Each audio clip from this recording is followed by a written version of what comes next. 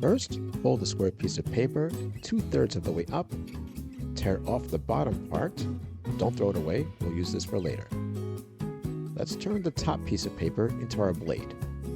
Turn it over and fold it in half. Now fold the two corners to the center crease we've just made. There you go. Now fold the sides to the center, just like you're making a paper airplane.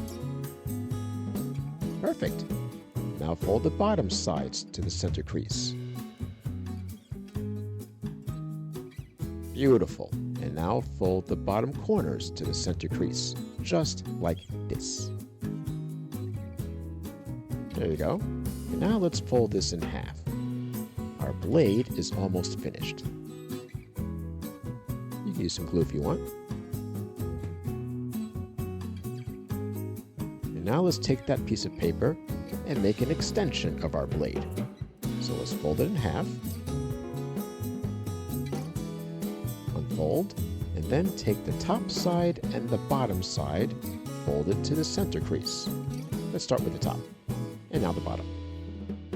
Let's do the same thing again. Perfect. Now let's fold this piece of paper in half. And now we're going to shove it in to the blade that we've made. And our blade has been extended. Now let's move this to the side and take another square piece of paper. And let's fold this one only 1/3 of the way up and down. And let's tear off the bottom part.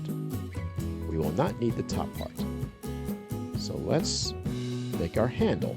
Fold this in half, and then unfold, and fold the top and the bottom sides to the center crease. Cool. Now take a pair of scissors and cut it to that spot right there.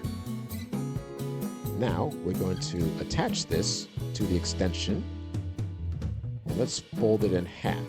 First, let's add some glue so it'll stay together. And now let's take our bottom part and glue it to the end of our blade extension. And there it is. Our pirate sword is finished.